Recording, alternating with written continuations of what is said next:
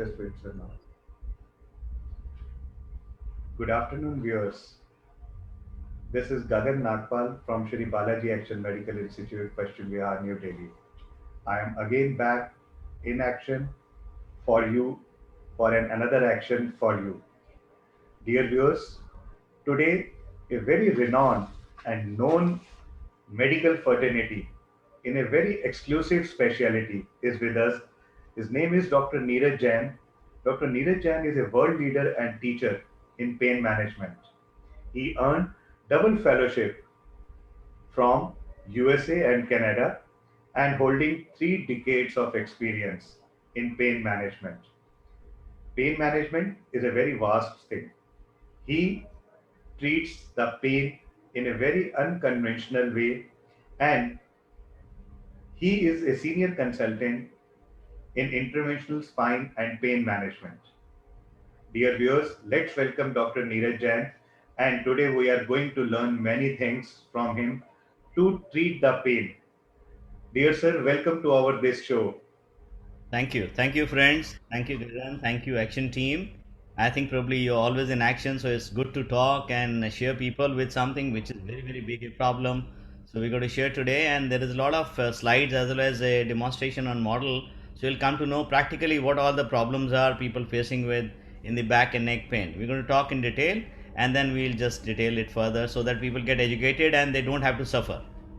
Certainly sir, हमारा ये program sir कई जगहों पर देखा जाता है और इसे हम बाई लैंग्वेज में रखते हैं. तो we request you to sir give the information for our both the listener sir. Sure. कोशिश रहेगी कि पूरी हिंदी में और जहाँ तक हो सके इंग्लिश में या इंग्लिश में बात करें तो लोग सब. यस, और आजकल इंडिया में बहुत लोग काफ़ी एजुकेटेड हो गए हैं तो इंग्लिश कुछ अच्छा समझ लेते हैं. बिल्कुल सर. सर हमारे पास आज बहुत क्वेश्चन व्यूअर्स के आए हुए हैं, तो मैं उनके क्वेश्चंस भी एक एक करके आपसे लूंगा और आपसे भी आपके अपने जो हमें समझाने के लिए टेक्निक्स हैं वो भी आपसे समझूंगा. सर आजकल हमें इतना ज्यादा पेन मैनेजमेंट का सुनाई पड़ता है. पहले हमें सर ये बताएं कि what is pain management, then I will take the question of the viewers also. Sure friends. ऐसा देखा गया है कि बहुत लोग जैसे वर्ल्ड ओवर देखा गया है कि pain one of the commonest symptom है जिसके लिए पेशेंट हॉस्पिटल आता है. और मोस्टली देखा गया वो डिफरेंट डिपार्टमेंट्स में डिफरेंट जगह घूमते रहते हैं. पर कुछ ऐसे पेन रहते हैं जो कहीं भी एड्रेस नहीं हो पाते, जैसे क्रॉनिक पेन सिनेरियोज हैं. कुछ ऐसे पेन हैं जो कॉम्प्लेक्स पेन है, वो कहीं भी एड्रेस नहीं हो पाते. उनके लिए पेशेंट बेचारे फिर then they go to all those conventional methods and physiotherapy, and then they go to all those quacks. So they keep suffering all over. और फिर क्या देखा गया है कि pain is not only physical pen.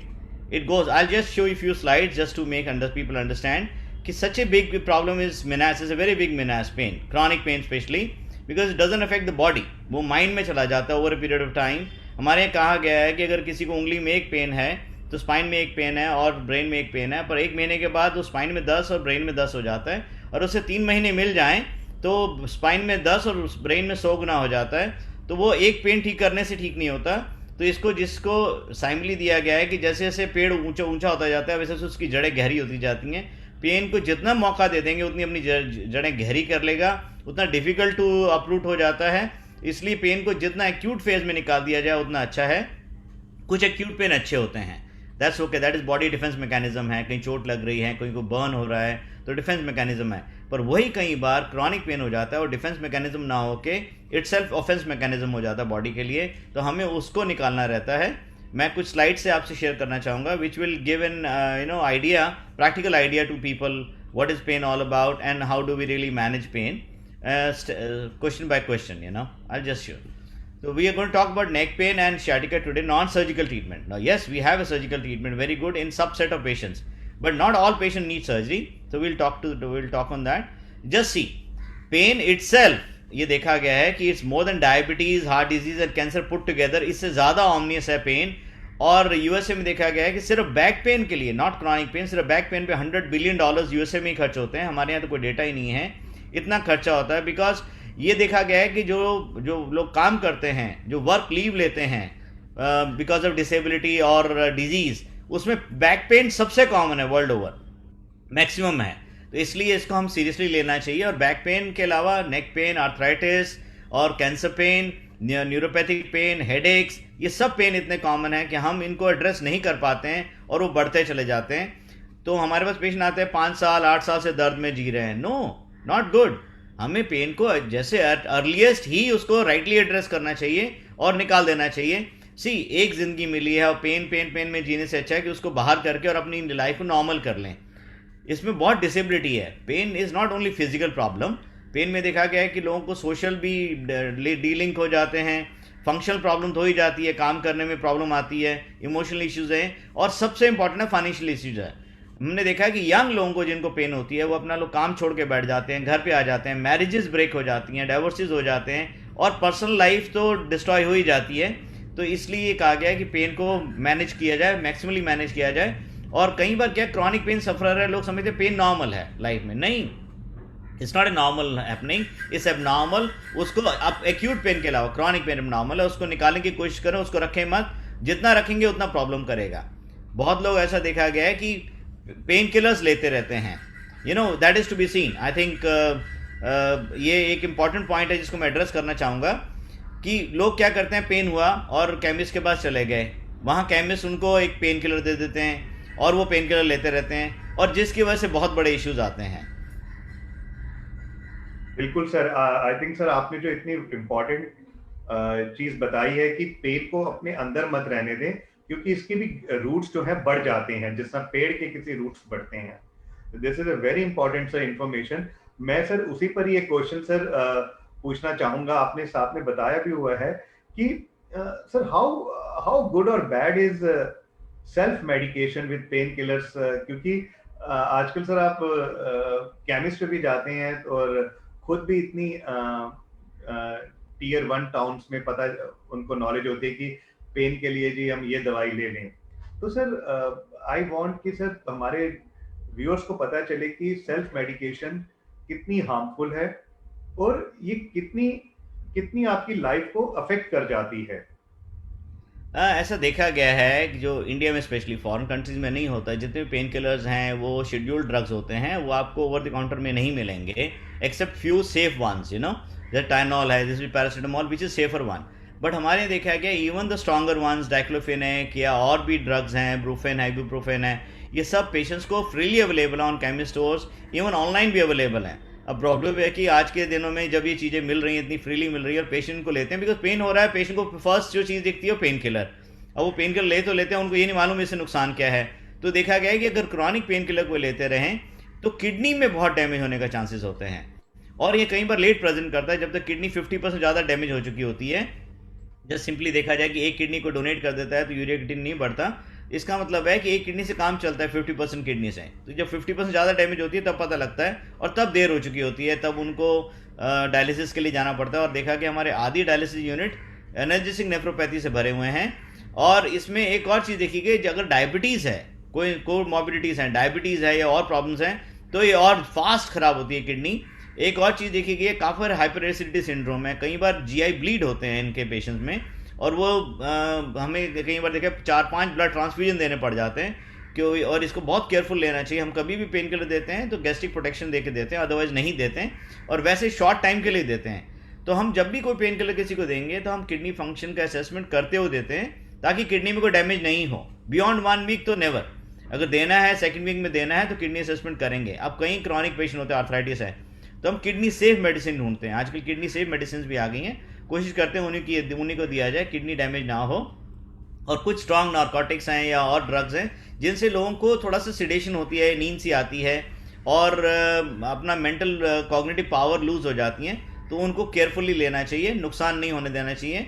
इसके लिए जैसे आपने पहले सवाल पूछा है कि pain management, what is pain management all about, इसमें देखा गया है कि पहले हम सब अपनी पूरी कोशिश करते हैं 4 हफ्ते तक, पेन किलर भी देते हैं, रेस्ट भी देते हैं, फिजियोथेरेपी देते हैं, लाइफस्टाइल चेंजेस भी करते हैं, ट्रैक्शन देते हैं, कुछ भी देते हैं। बट एक सिचुएशन ऐसी आ जाती है, इन सब से रिजल्ट नहीं मिल रहा होता और पेशेंट को कई बार ऑपरेशन एडवाइस हो जाता है। तो वहाँ पे ये is not only back pain, neck pain, for other pains also, arthritis या और बॉडी में और भी इश्यूज़ रहते हैं, उनके लिए हमारे पास बहुत अच्छे ट्रीटमेंट आ गए, इंटरवेंशनल पेन मैनेजमेंट, जिससे काफ़ी अच्छा नॉन सर्जिकल रिस्पॉन्स आ जाता है और सर्जरी की मॉबिलिटी भी रिड्यूस हो जाती है और आप सर्जरी से बच भी जाते हैं। Yes, surgery is always there as a last resort if need be. Yeah sir, हमसे सर मिसेस सुनीता हैं जो ये जानना चाह रही हैं हमारे जो सब्जेक्ट है आज का, जिसमें सर हमने बैक पेन के लिए पूछा है। Sir, she is 29 years old and she is having a back pain very frequently. So sir, why is back pain and neck pain so common at this young age also? जैसे कि मैं आपके सामने एक स्लाइड ओपन किया है just for the viewers. देखिए, आप देखिए आजकल क्या हो गया है। पहले हम चार पाए से फिर दो पाए, इवोल्यूशन हुआ हमारा।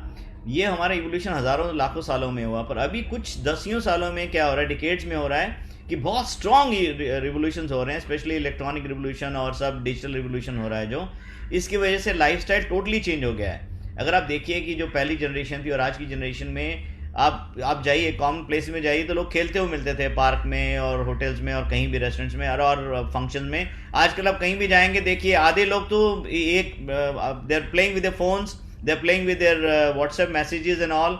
या फिर काउच एंड स्लाउच है, जैसे ये टिपिकली ये बोलता काउच एंड स्लाउच ब्रिंग्स ये पाउच एंड आउच ऑल्सो। तो लेटे लेटे इन सब चीज़ों से वेट भी बढ़ता है, प्रॉब्लम है। स्पेशली कोरोना टाइम में जो लोग घर में रहे हैं, कुछ लोगों को प्रॉब्लम हुई है। हाँ, कुछ लोगों ने इंटेलिजेंटली उसको यूटिलाइज किया, एक्सरसाइज किया, वेट लूज किया, पर कुछ लोग ऐसा नहीं कर पाए हैं। और जो लोग ऐसा नहीं कर पाए हैं उनके लिए ये है कि अब exercise is the best modality. उनको एक्सरसाइज कर लेना चाहिए था, टाइमली कर लेना चाहिए था। जिन्होंने नहीं किया, आज भी एडवाइस है कि एक्सरसाइज करते रहें। और एक है एग्जाम गोइंग, स्पेशली आजकल बहुत ज़्यादा हो गया है हमारा ये जो प्रॉब्लम आ गई है, कॉम्पिटिटिव एज है, बच्चे लोग पढ़ाई में बहुत ज़्यादा सीरियस हो गए हैं और आवर्स टुगेदर बैठे रहते हैं। डेस्कटॉप जॉब है, बीपीओस हैं, और इवन सब चीज़ें वर्क फ्रॉम होम आ गया है। तो इसमें देखा कि लोग कंप्यूटर्स पे और डेस्क पे बहुत काम कर रहे हैं and they are not conscious of the postures. That's the biggest problem, biggest problem. इसकी प्रॉब्लम ये है कि हम लोगों की ड्यूटी, एजुकेटर्स की ड्यूटी, हम बताएं कि जब भी आप काम करें पोस्चर्स पे कंट्रोल रखें, क्योंकि ये देखा गया है कि जब पोस्चर कंट्रोल नहीं रखते over a period of time disc में वीकनेसेस आ जाती हैं। और ये देखा गया, इसको रिवर्स इवोल्यूशन है। ये जो रिवर्स इवोल्यूशन हो रहा है आप देख रहे हैं कि हम ऐसे दो पाए से चार पाए से दो पाए हुए, फिर अब again then we back on to the computer. This is reverse evolution which is going on, और ये चीज़ें खराब कर रही हैं लोगों को। और ये देखिए डेस्कटॉप जॉब है। एडवाइस ये रहती है जितने लोग कंप्यूटर पर बैठे हैं, आपका कंप्यूटर, आपका मोबाइल आपके आंख के सामने होना चाहिए। इट्स नॉट अदर अराउंड कि आपका मोबाइल नीचे है और आप इसको यूं करके आप बात कर रहे हैं या देख रहे हैं या टेक्सटिंग कर रहे हैं। ऐसा देखा गया हर 5 डिग्री एंगल ऑफ नेक पे 5 डिग्री पाउंड 5 पाउंड वेट आ जाता है नेक की मसल्स के ऊपर। Oh, अगर आप 10 या 15 डिग्री एंगल रख रहे हैं तो 15 पाउंड का वेट आपके नेक में आ रहा है। कैन यू इमेजिन 15 पाउंड का वेट आपके नेक में आ जाए, कितना मसल्स पे लोड आएगा। Same happens when you are not consciously appreciating कि आप उसमें बिजी हैं और with the angle on the neck. बहुत कॉमन है, हमारे समझाने के बाद भी लोग गलतियां करते हैं और फिर बैक की अपर बैक मसल्स में बहुत पेन आती है और सर्वाइकल प्रॉब्लम भी बढ़ गई है इसकी वजह से। तो हमें अपने डेस्कटॉप को कंट्रोल रखना है। और एक चीज़ और याद रखिएगा, ये देखिए टेक्स्ट नेक सिंड्रोम, ये टिपिकली इसको बोला गया टेक्स्ट नेक सिंड्रोम। लगातार गर्दन झुका के टेक्स्ट करते रहने से कुछ लोग 4-4 घंटे डेली मोबाइल यूज़ कर रहे हैं व्हाट्सएप मैसेज। इससे Manas is good tool but इसे मिनास टू इन ए वे। और ये देखिए एक और चीज़ है जो पोस्टर की बात है, हमारा स्पाइन एस कर्व बना है। अगर आप देखेंगे पीछे है मॉडल है, ये एस कर्व में मॉडल है। और इसमें क्या होता है कि अगर हम इस लगातार ऐसे बैठे रहते हैं तो इस सी कर्व में चला जाता है। और जब भी स्पाइन सी कर्व है, चाहे आप लेटे हुए हैं, चाहे बैठे हैं, चाहे खड़े हैं, नेवर स्लाउच। जैसे आप स्लाउच करते हैं, आगे झुकते रहते हैं, तो डिस्क पे कंटिन्यूस लोडिंग होती रहती है। उसकी वजह से disc over a period time degenerate हो जाती है, ब्लैक हो जाती है, वीक हो जाती है और बल्ज होकर बर्स्ट भी हो सकती हैं। तो posture posture posture, this the biggest lesson for today. अगर कोई सिंगल मैसेज मुझसे लेना चाहेगा कि किससे से बचा जा सकता है, क्या प्रिवेंटिव मेजर्स हैं, तो posture is the most important of all. okay, sir. So this is the posture basically which causes this back pain or neck pain largely.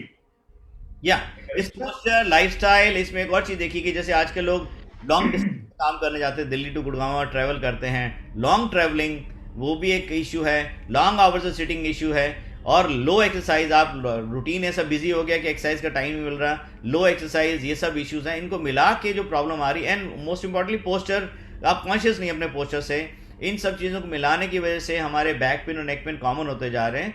तो हमें कोशिश ये करनी चाहिए कि हम ट्रैवल करना ही है, काम तो जाना ही है, ब्रेक लें। जैसे आप कुछ काम कर रहे हैं, थोड़ी देर उठें, ब्रेक लें, फिर आधे घंटे घंटे 2 घंटे के बाद हल्का सा ब्रेक लें, तो चाहे 2 मिनट का ब्रेक लें।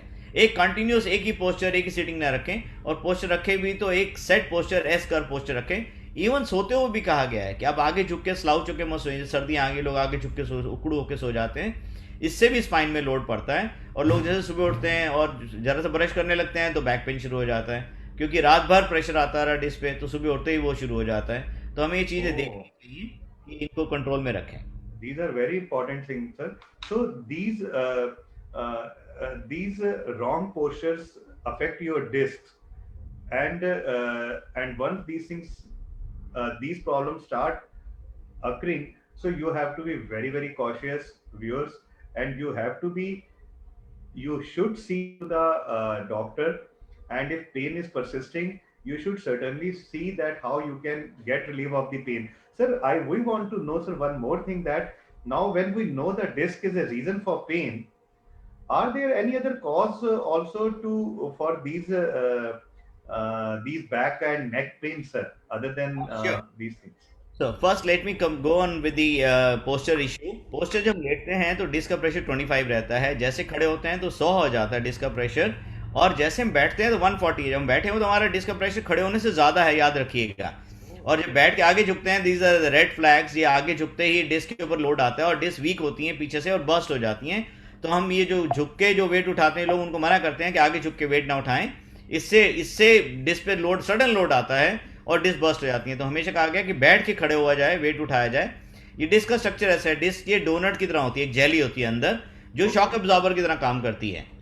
ये नेचर ने हमको दी है, पर ये बॉडी का आउटसाइड पार्ट नहीं है। अगर जैसे ये डिस्क बाहर आ जाती है तो नर्व को इरिटेट करती है। इसमें एसिड होता है बहुत स्ट्रांग, जो नर्व को इरिटेट करता है। जैसे हमने देखा गया है कि पेनक्रियास के अंदर एक जूसीज रहते हैं, अगर पेनक्रियास के अंदर रहें और फूड डाइजेस्ट करें तो अच्छा है, अगर वो बाहर निकल जाएं तो वो एक हैवक कर देते हैं। सेम सिचुएशन डिस्क के साथ भी होती है, पर ये एक टाइम नहीं होती है, suddenly over a period time होती है। अनटिल अनलेस आपका एक्सीडेंट हो जाए तो सडनली डिस्क बर्स्ट हो जाए, डिजेनरेट होते होते ये बाहर आ जाती है डिस्क। तो इसलिए ये है, low back pain itself is a puzzle, you rightly said.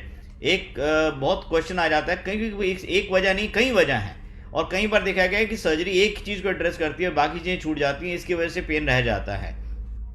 अब क्या क्या है कॉमन प्रॉब्लम्स हैं? डिस्क डिजीज हो और डिजनरेट हो जाए, या बल्ज हो जाए, या बर्स्ट हो जाए। स्पाइनल स्टिनोसिस है, कैनाल नैरो हो जाए, उससे पेन आ जाता है। इन्फ्लेमेटरी है, स्पाइन आर्थराइटिस भी है, एनकालोजिंग स्पॉन्डिलाइटिस है, रूमेटॉइड है, इनसे भी, आर्थराइटिस से भी पेन होता है। ये अर्ली मॉर्निंग पेन होता है, याद रखिए, और यंग एज में होता है ये स्पाइनल। आज एक चीज़ मैं पहले कह चुका हूँ कि बैक पेन अब यंगर एज में कॉमन होने शुरू हो गया है। ये तो था ही था ऑलरेडी, पर अब because of the lifestyle and posture वो और चीज़ें भी प्रॉब्लम शुरू होगी यंगर एज में, जो ओल्डर एज में होती थी पहले। स्पाइन इन्फेक्शन है, इंडिया के अंदर एक और कॉमन प्रॉब्लम है, ट्यूबरक्लोसिस। ट्यूबरक्लोसिस स्पाइन को भी इफेक्ट करती है और उसकी वजह से प्रॉब्लम होती है। नाइट में बहुत पेन होता है, स्वेट आता है, फीवर होता है। लेट नहीं करना चाहिए। मेरे पास पेशेंट आते हैं इतना बड़ी पस पॉकेट लेके आते हैं, ऐसा नहीं करना चाहिए। टाइमली एड्रेस करें, ठीक करें, बिल्कुल ठीक हो जाते हैं पेशेंट ट्यूबरक्लोसिस ट्रीटमेंट लेने से। नहीं तो लेट करेंगे किसी भी सिचुएशन में तो सर्जरी की जरूरत पड़ जाएगी। हमें नॉन सर्जिकल ट्रीटमेंट के लिए प्लान करना है, तो अर्लियर द बेटर हो जाता है उसमें। स्पाइन फ्रैक्चर ऑस्टियोपोरोसिस में बात करूंगा बाद में। ये बहुत कॉमन है, बिकॉज हमने देखा गया कि अब ओल्ड एज कॉमन हो गई है लोगों की, 80 70 80 आ गए, और ओल्ड एज होगी तो ऑस्टियोपोरोसिस भी होगी। ऑस्टियोपोरोसिस होगी तो ज़रा सा ट्राइबल ट्रॉमा से फ्रैक्चर हो जाते हैं। कैंसर एक और इशू है, हम कैंसर हॉस्पिटल में भी हैं और हमारा बहुत अच्छे कैंसर हॉस्पिटल अच्छा काम करते हैं। वहाँ कितने पेशेंट रहते हैं जिनको कैंसर और कैंसर बिकॉज स्पाइन के अंदर बहुत कॉमन उसकी सीड चले जाते हैं, मेटास्टेसिस होती है, तो उससे प्रॉब्लम हो जाती है कैंसर की वजह से। सेकेंडरीज बोलते हैं उनको, मेटास्टेसिस। और अगर नहीं एड्रेस करें टाइमली तो कॉर्ड एक्वाइनस सिंड्रोम है जो प्रेशर देता है, because of any of these problems. Cauda equina syndrome दबने से बॉल ब्लैडर की प्रॉब्लम शुरू हो जाती है, लैट्रिन बाथरूम जो लास्ट में आती है और जाती भी लास्ट में है, ये बड़ी प्रॉब्लम है इसमें। और कुछ रेफर्ड पेन होते हैं, तो कई वजह हैं बैक पेन की, और इसके कुछ रेड फ्लैग्स हैं। हमें क्यों, वार्निंग साइंस क्या हैं? अगर फीवर और वेट लॉस हो रहा है, इसका मतलब इन्फेक्शन शुरू हो गया है या कैंसर हो रहा है। इंट्रैक्टेबल पेन है जो इंप्रूव नहीं हो रहा 4 to 6 वीक्स में, it can be anything. Spine disc problem हो सकती है, आर्थराइटिस हो सकती है, या टीबी और कैंसर हो सकता है। नाइट पेन है, mostly tuberculosis and sometime in cancer pen it happens. ये आपके सिग्नल्स हैं कि क्या प्रॉब्लम हो रही है। सुबह सुबह स्टिफनेस हो रही है, काम करना मुश्किल हो रहा है, हिला नहीं जा रहा, आर्थराइटिस है, स्पाइन आर्थराइटिस है। और न्यूरोलॉजिकल डेफिसिट आ गया, अगर आपको डिस्क प्रॉब्लम है, बैक पेन है और लैट्रिन बाथरूम में दिक्कत शुरू हो गई है, it's a very big issue. यहाँ एक और चीज़ कहना चाहूँगा, कुछ लोग लेट कर देते हैं, बिकॉज ये देखा गया कि डिस्क जो बाहर आके नस को ये दबा रही है और यहाँ से फेसियल जॉइंट भी आ रहा है, तो ये नर्व प्रेस हो रही है, ऐसे कॉर्ड प्रेस हो जाती है, तो जिसकी वजह से ये देखिए डिस्क का कितना बड़ा पीस है और ये स्पाइनल कॉर्ड आ रही है, इसको दबा रही है। तो कई बार देखा गया कि जो लोग लेट करते रहते हैं, इसको डिले करते रहते हैं, उनका पैर बेकार हो जाता है। अब ये देखिए पेशेंट है, इनका राइट साइड में डिस्क आ गया और राइट पैर उठा नहीं सकते, इसको फुट ड्रॉप बोलते हैं। It's not a good thing. जब ये हो जाता है, अर्लियर द बेटर, इसमें जितना जल्दी हम इसको डिस्क को रिलीव कर दें तो ये वापस आ सकता है। और अगर लेट हो जाए तो कई बार पैरालिसिस हो जाती है। ये एक पैर की भी हो सकती है, दोनों पैरों की भी हो सकती है, और अगर सर्वाइकल है तो हाथों और पैरों दोनों चारों की भी हो सकती है। तो हमें केयरफुल रहना पड़ता है, लेट नहीं करना, टाइमली डायग्नोज करें, राइट ट्रीटमेंट लें, घबराने की जरूरत नहीं है टाइम से। और सर्जरी से भी घबराने की जरूरत नहीं है, अगर ऐसी कोई रिक्वायरमेंट आ भी जाती है तो कोई बात नहीं। ऑल दो नॉन सर्जिकल ट्रीटमेंट शुरू में अच्छा काम करते हैं, तो हम सर्जरी को अवॉइड कर सकते हैं। बट इतना लेट हो जाए तो फिर हमारे लिए बहुत मुश्किल हो जाती है, तो कोशिश करें टाइमली किया जाए जो भी काम किया जाए। So the earlier the better is the golden word, sir, which we learned from you here, sir. So, sir, there are what are the how we can prevent back and neck pain? Are there some defined do's and don't in that, sir? As I initially explained, you have to be careful with your weightlifting techniques. You have to have your own weight under control, have a nice healthy diet, exercise well, and और आगे झुक के ज़्यादा काम नहीं करें। बहुत लोग देखा कि जो आगे झुक झुक के काम करते हैं उनकी डिस्क वीक होती रहती हैं। और इसमें सबसे बड़ा कल्प्रेट है, वो है पोस्चर। वो यंग एज हो, हम लोग क्या करते हैं, हमारे यहाँ सब हार्ट केयर की सब फैसिलिटीज़ हैं, कार्डिक केयर है, डायबिटिक केयर की बातें हम करते हैं, कभी किसी ने स्पाइन केयर की बात नहीं की। और ये देखा गया कि spine care, spine problems commoner than all other problems, और इसकी मॉबिलिटी बहुत हाई, मोर्टेलिटी नहीं है, मरता कोई नहीं है, पर मॉबिलिटी इतनी हाई है, क्वालिटी ऑफ लाइफ किल हो जाती है इन ऑल डायमेंशंस। तो इसलिए कोशिश ये रहनी चाहिए कि हम इसको इसको होने ही ना दें। तो प्रिवेंटिव केयर के ऊपर स्ट्रेस देना चाहिए, स्पाइन केयर के ऊपर कोई बात करनी चाहिए। Good, we are talking about spine care today, जिससे लोगों को मैसेज आएगा। तो एस पोस्चर बना के रखेंगे तो डिस्क पे लोड नहीं आएगा। और ओवर पीरियड टाइम देखा गया कि जैसे बाल सफेद होते हैं डिस्क ब्लैक होती है, ये होता है, नेचुरल प्रोसेस है। पर इसका ये मतलब नहीं है कि डिजीज डिस्क है, एजिंग डिस्क है। ये सबको होती है, पर हेल्दी एजिंग होनी चाहिए। तो डिजीज डिस्क है ये, अगर बाहर निकल जाए, प्रेस कर दे, बर्स्ट हो जाए तो प्रॉब्लम होगी। वो तभी होगी अगर आपने केयर नहीं लिया है डिस्क का।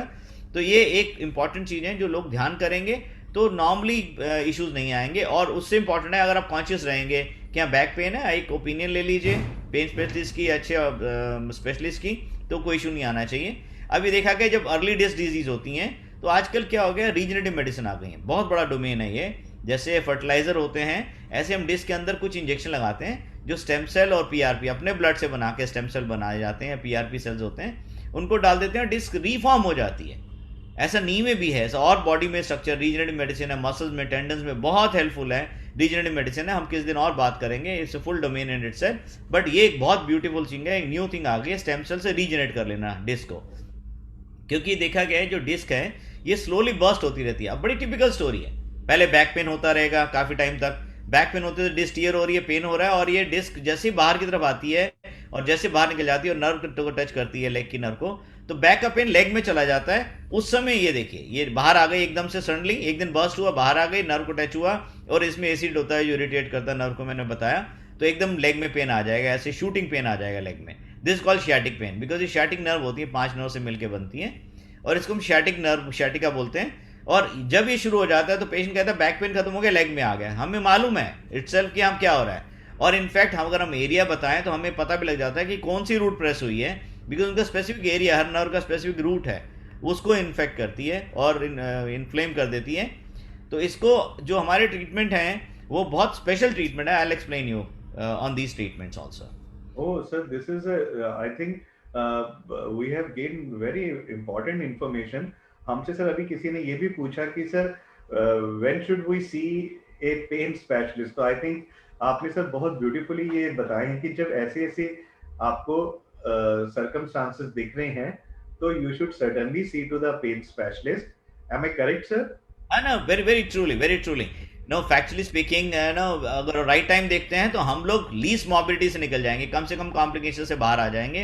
और वही लेट करेंगे तो फिर कॉम्प्लिकेशन भी होते हैं, और फिर प्रोसीजर भी बड़े होते हैं, सर्जरी भी बड़ी होती है, और कई बार सर्जरी से भी ठीक नहीं होता। जैसे मैंने कहा फुट ड्रॉप हो गया, बॉल ब्लैडर इन्वॉल्वमेंट हो गई, तो उससे भी ठीक नहीं होगा। तो मुझे अच्छा नहीं लगता, क्योंकि जो चीज़ सामने दिख रही है, जैसे हार्ट में होता है, हार्ट में अब सिम्टम आ रहे हैं, टाइमली ट्रीटमेंट करेंगे तो हार्ट डैमेज नहीं होगा, और अगर लेट कर देंगे तो हार्ट डैमेज भी होगा, कार्डिक फेलियर भी होगा। तो सेम सिचुएशन स्पाइन के साथ भी है, अगर लेट करते हैं तो हम पावर कई बार गेन नहीं कर पाते, तो इसको टाइमली ट्रीट करना चाहिए। और आजकल नॉन सर्जिकल ट्रीटमेंट बहुत अच्छे आ गए, जिसको मैं एक्सप्लेन करने वाला हूँ, आपसे बताने वाला हूँ कि नॉन बिल्कुल सर्जिकल। सर, आप बताएं सर, क्योंकि हमसे ये क्वेश्चन भी पूछा जा रहा है कि सर कि नॉन सर्जिकल ट्रीटमेंट क्या होते हैं पेन मैनेजमेंट में, और कॉन्सिक्वेंसेज आपने इतने ब्यूटीफुली हमें बता दी हैं कि आप जितना लेट करेंगे वो उतना ही आपकी रिकवरी को स्लो करेगा और कई बार रिकवरी चांसेस को नेग्लिजेंट बहुत ही निल कर देगा। रिकवरी भी कम आती है, फुल रिकवरी नहीं आती, विच इज नॉट गुड, अच्छा नहीं है। एक लाइफ मिली है, क्यों बीमार होना है, क्यों तकलीफ यस, में आना है, यस, क्यों प्रॉब्लम में आना है, और इसे सीरियस कॉम्प्लिकेशन तो नहीं होने देना है। शुरू यस। शुरू में जब नर्व प्रेस होती है तो लेग में पेन आता है, इसे sciatic पेन बोलते हैं, तो हम इंजेक्शन से इसे ओपन कर सकते हैं। पर कोई सिचुएशन आजकल ये हो गया, ये हमने अपने बालाजी एक्शन हॉस्पिटल में एक ग्लोबल फर्स्ट है, हमने पूरी दुनिया में पहली बार बैलूनिंग की, जैसे हार्ट में बैलूनिंग होती है, आजकल हम स्पाइन में बैलूनिंग करते हैं, निडल के थ्रू, ये निडल जा रही है, निडल के थ्रू बैलूनिंग कर लेते हैं, ये पूरी दुनिया में ओके। पहली बार किया गया है।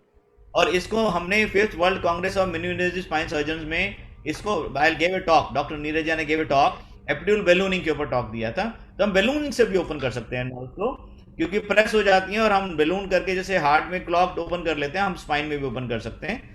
जैसे पहले देखा गया था कि बेड रेस्ट और सब मेडिसिन देके, और पहले क्या होता था कि हम सर्जरी की तरफ ज्यादा जाते थे लोग, पर आजकल क्या हो गया, स्पाइन इंजेक्शंस का काफी रोल आ गया है, और ये एडवांस में पहले शुरू करते हैं, बिफोर सर्जरी हम इसको ट्रायल देते हैं। इससे नहीं ठीक होगा फिर ठीक है, फिर सर्जरी है। सर्जरी में भी अब ऑप्शंस आ गई हैं, एंडोस्कोपिक सर्जरी या एमआई ट्यूब सर्जरी या फिर ओपन सर्जरी। ओपन सर्जरी का नंबर आजकल बहुत कम आता है, बट जहां राइट है वहां ये राइट मोस्ट ट्रीटमेंट है। कुछ पेशेंट है जिसमें यही करना चाहिए, कई बार पेशेंट आते हैं जी आप हमें इंजेक्शन लगा दीजिए और हमें लगता है इससे ठीक नहीं होगा, तो हम पेशेंट को डायरेक्ट ओपन ऑप्शन देते हैं, क्या ओपन सर्जरी के लिए जाइए, आपके लिए बेस्ट है। और you should be right with the patient, सच्चाई है ये है। जैसे आर्टिकल है slip disc with sciatica new non surgical treatment, जिसके बारे में हम बात कर रहे हैं, ये आर्टिकल्स हैं, न्यूज़पेपर आर्टिकल्स हैं। ये देखिए आजकल ये है कि हम आजकल क्या होगा, सर्जरी को कट को कम से कम कमतर करते जा रहे हैं। और पहले ओपन सर्जरी हुआ करती थी, इसमें बोन निकाली जाती थी यहाँ से पूरी, आजकल नहीं ऐसा करना पड़ता। तो सर ये आजकल जो सर्जरीज है ये डे केयर सर्जरीज हैं या इसमें पेशेंट को एडमिट भी होना पड़ता है? Very good question. इससे day care surgery under local anaesthesia, patient से बात करते हुए ओके। प्रोसीजर करते हैं, और अगर मेडिक्लेम के रीजन से है तो फिर एडमिट करना पड़ता है, अदरवाइज फ्यू आवर्स में पेशेंट को भेजा जा सकता है। कुछ प्रोसीजर तो प्योर ओपीडी प्रोसीजर्स हैं, which are pure needle procedures, क्योंकि इसमें स्टेज ऑफ प्रोसीजर्स हैं, pure needle procedure which is really least invasive. तो उसमें हम जैसे डिस्क में अभी मैं दिखाने वाला हूँ कि हम ओजोन डाल रहे हैं जैसे, तो ये तो just like any other injection. तो जैसे आईवी इंजेक्शन लगा रहे हैं तो हम इंजेक्शन लगाते हैं ओजन का, या डिस्क के अंदर आरएफ पास करते हैं तो डिस्क को श्रिंक करता है, या इसकी जैनुलर फाइबर्स जहाँ पेन कर रहा है उसको हटा देता है, या अगर डिस्क और बड़ी हो गई है तो उसको हम बाहर भी निकाला जा सकता है सिर्फ ट्यूब से, उसमें ओपन की जरूरत नहीं पड़ती है। सुन करके देखिए, निडल आली सुन करके, और इसमें आजकल हम दूरबीन ऐसे ब्रोंकोस्कोपी करते हैं, दूरबीन डाल के डिस्क को बाहर निकाल सकते हैं इससे, और डिस्क को लेजर कर सकते हैं। ये बहुत अच्छी टेक्निक है, बहुत एडवांस टेक्निक है।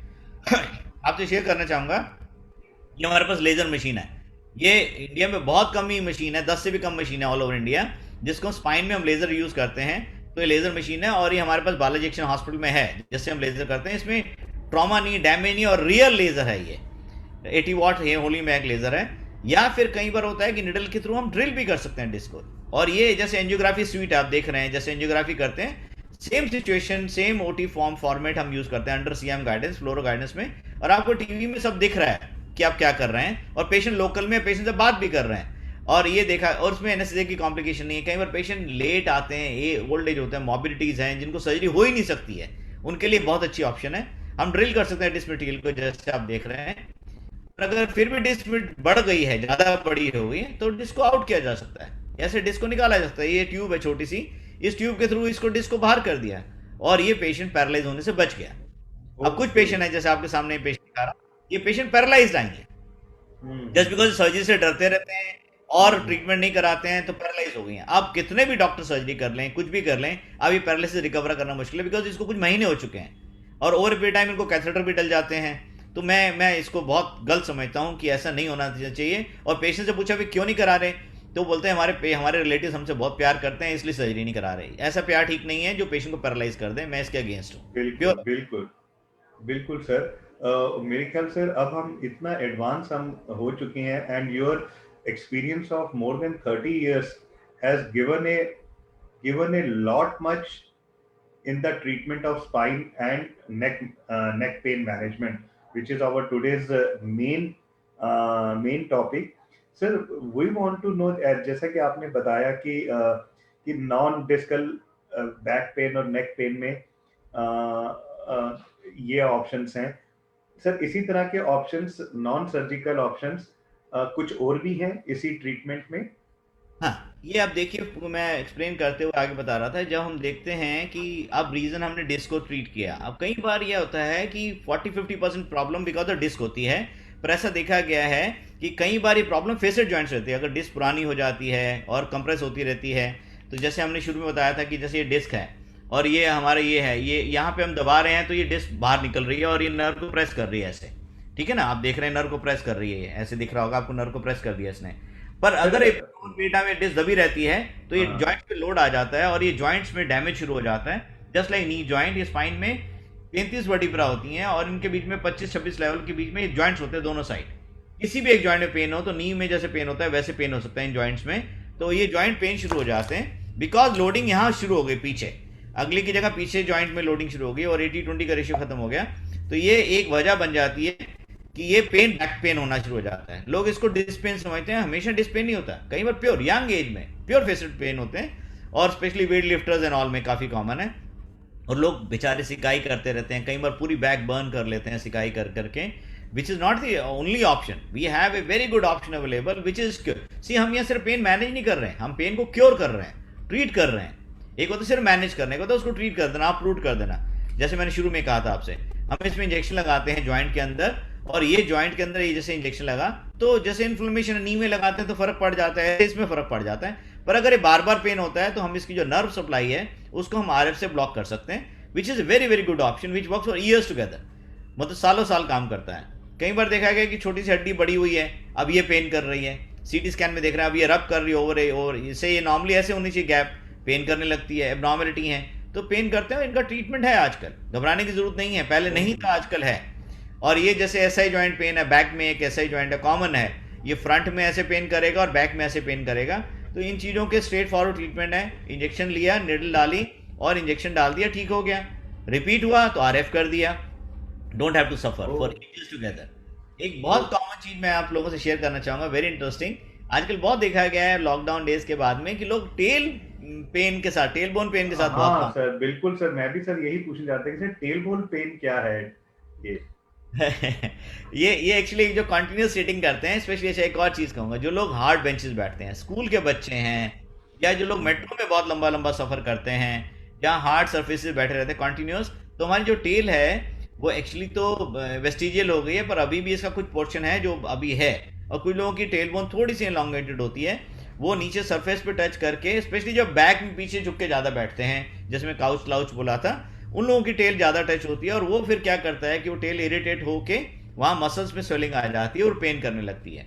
हाँ, एक और चीज़ है, जैसे अचानक कोई सीढ़ियों से फिसल जाए या अचानक कोई खड़े खड़े अचानक अपनी बट पे गिर जाए, बटक पे गिर जाए, तो टेल पहले टच होती है फ्लोर पे और कई बार वो फ्रैक्चर भी हो सकती है, तो और उसमें स्वेलिंग भी आ जाती है। तो इसके लिए सफ़र करने की ज़रूरत नहीं है। हमारे एक पैथोलॉजिस्ट फ्रेंड है, उनको टेल बोन पेन हुआ और वो क्योंकि सारा दिन उन्होंने बैठे माइक्रोस्कोप में देखना है तो उनको पेन होता है, कंटिन्यूस सीटिंग वाले लोगों को। तो उनके लिए बड़ा सिंपल है कि आप पहले ट्रीटमेंट करें, कोई भी पेन हो, ट्रीटमेंट, फिजियोथेरेपी, लाइफस्टाइल चेंजेस। नहीं ठीक हो रहा, see a pain specialist, this is the time you see a pain specialist. अब नहीं, लंबा नहीं करना, बिकॉज अब ठीक नहीं होगा अपने आप से। सिचुएशन में हम इंजेक्शन लगाते हैं, ब्लॉक भी है, कुछ और भी ब्लॉक लगाते हैं और इसका बहुत अच्छा रिस्पॉन्स मिल जाता है हमको। Great, sir. I think this is a very important information. And today we came to know what is tailbone pain actually. Sir, there is a one question is coming to me कि sir उन्होंने अपनी spine surgery कराई है इन patient ने, और कहते हैं उसके बाद भी हमें थोड़ा सा पेन रह रहा है, तो इसके लिए क्या आप कुछ कर सकते हैं?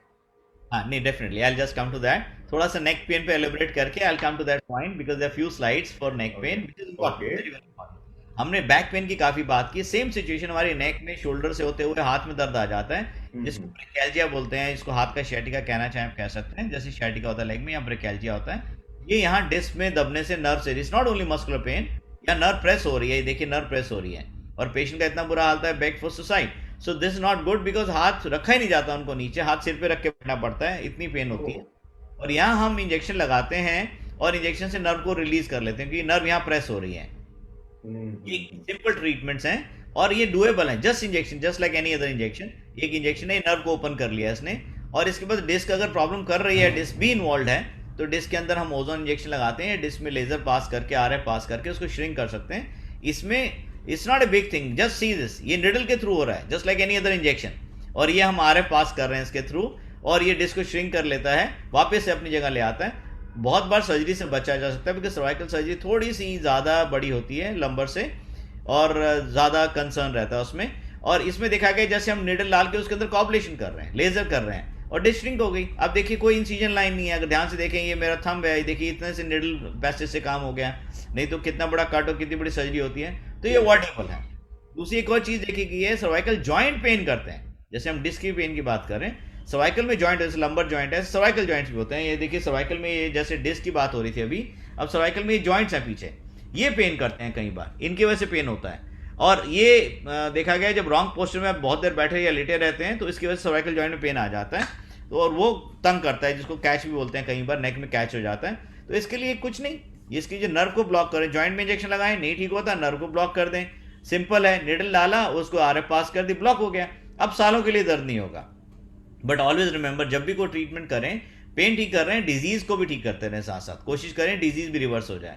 और लेटली देखा गया कि अल्ट्रासाउंड से इसमें बहुत अच्छे रिजल्ट्स आते हैं, और बहुत अच्छा प्रोसीजर आराम से किया जाता है विदाउट कॉम्प्लिकेशन, तो एक बहुत अच्छी चीज़ है ये। और एक लास्ट में एक कंसाइज करते हुए लोगों को समझाना चाहूँगा कि अगर मल्टीपल प्रॉब्लम है, जैसे कि एक पेशेंट को सर्वाइकल प्रॉब्लम भी है, मल्टीपल लंबर डिस्क प्रॉब्लम्स भी हैं, तो सब वन गो में ठीक की जा सकती हैं। ओपन के लिए अलग अलग जगह ऑपरेट करना पड़ता है, इसमें वन गो में निडल प्रोसीजर से सब एक साथ ठीक किए जा सकते हैं। नाउ ये क्वेश्चन गगन, आपने अच्छा सवाल Yeah. पूछा कि सर्जरी हो चुकी है, पेन है, गलती नहीं है, surgeon is the best surgeon, best institution, best surgery done, still there are inherent problems, होता है ये, मतलब it is nothing to do with the competition of the surgeon और the surgery, no it happens, it is inherent, क्योंकि back pain की multiple reasons होते हैं, और कोई रीजन अगर एड्रेस नहीं हो तो वो होता है। Zoom पर तो अब ये देख रहे हैं कि 5 ये मिनट। कट हो गया, जैसे स्पाइन में कट है और ये प्रॉब्लम है, तो हम ये निडल से इसको हम करेक्ट कर रहे हैं, ये निडल से ठीक कर रहे हैं। ये निडल, ये हमारे निडल ट्रीटमेंट है, ये सर्जरी ट्रीटमेंट है, ये निडल ट्रीटमेंट है, और हम इससे ठीक कर लेते हैं, बहुत बार ठीक कर लेते हैं। और इनकी पेन है, हमें एक दूसरे को हेल्प करना है, हम अपने पेशेंट सर्जन को भेजते हैं, सर्जन अपने पेशेंट हमें भेजते हैं, ताकि पेशेंट अल्टीमेटली पेन क्योर हो जाए। ओह सर, तो जो सर अब जो अगर स्पाइन सर्जरी के बाद लेफ्ट ओवर पेन भी है, तो that can be manage by the new available techniques with the pain management specialist.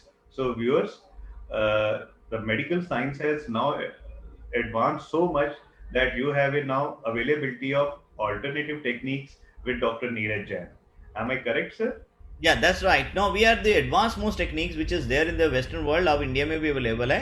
जैसे हम पेसमेकर हार्ट में डालते हैं, ऐसे स्पाइन में हम पेसमेकर डाल देते हैं। जब कुछ नहीं हो सकता, सर्जरी, ओपन इंटरवेंशन, एक टेक्निक लास्ट में बचती है जिसमें हम इंट्राथीकल पंप्स बोलते हैं या स्पाइनल कॉर्ड स्टिमुलेटर है, उसको स्पाइन में डाल दिया जाता है। तो जैसे एक गेट कंट्रोल होती है कि जैसे ट्रेन आती है तो ट्रैफिक क्लोज हो जाता है, सेम सिचुएशन क्या करते हैं, जब हम लीड डाल देते हैं पेसमेकर की तरह, जैसे हार्ट में पेसमेकर होता है तो स्पाइन का पेसमेकर है, जब इसको डाल देते हैं और यहाँ सिग्नल पास करते हैं तो पेन का सिग्नल ब्लॉक कर देता है।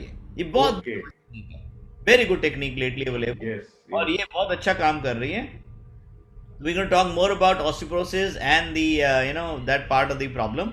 तो this is something which we can try at the last, पर हम कोशिश करते हैं कि हम क्योर कर सके तो क्योर कर ले, ये पेन मैनेजमेंट आ जाता है यहाँ पर, यहाँ क्योर नहीं है, मैनेजमेंट। ओके सर, तो सर जहां पर अब हम इतना बात कर रहे हैं सर, मुझे really I want to, I can not stop to understand from you that what is osteoporotic spine fracture and how we can non surgically, sir can we treat it? First thing is that can we treat it? First of all, yes, we can, we can and we should, number one. Number two is, let's understand the quantification, how quantify the problem, कितना common है।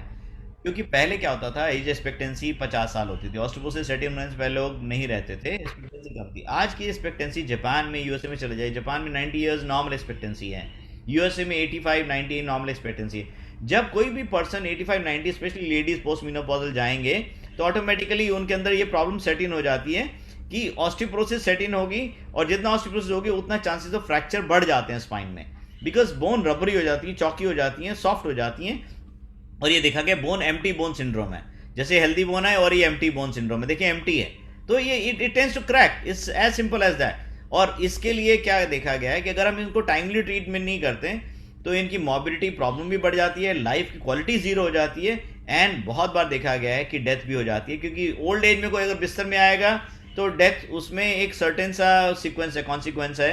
और specially जैसे पहले hip में fracture होता था तो लिटा देते 6-6 महीने के लिए, कितने लोगों की डेथ हो जाती है। आजकल क्या है, आप प्रोसेस डालिए, तीसरे दिन चलिए। सेम सिचुएशन स्पाइन में है। आजकल हम क्या करते हैं, उसमें जैसे फ्रैक्चर हुआ, ऑस्टियोपोरोसिस है, सीमेंट डाला और आप चलिए। सेम आवर, 1 घंटे के बाद जब पेशेंट स्ट्रेचर पे आ रहा है तो आप चल के जाइए। अगर ऑस्टियोपोरोसिस एक्यूट फ्रैक्चर है, क्रॉनिक है तो थोड़ा सा रेस्ट चाहिए होता है, एक्यूट फ्रैक्चर है। पर जब भी हम फ्रैक्चर ट्रीट करते हैं तो हमें ध्यान रखना है कि एक बोन नहीं वीक है, सारी बोन्स वीक हैं। तो हमें सब बोन्स के लिए ऑस्टियोपोरोसिस ट्रीटमेंट करना चाहिए। और इस सिंपल, निडल डाला, सीमेंट डाला, बाहर आ गया, बॉडी की रॉक हार्ड बोन हो गई, सबसे स्ट्रांग बोन हो गई।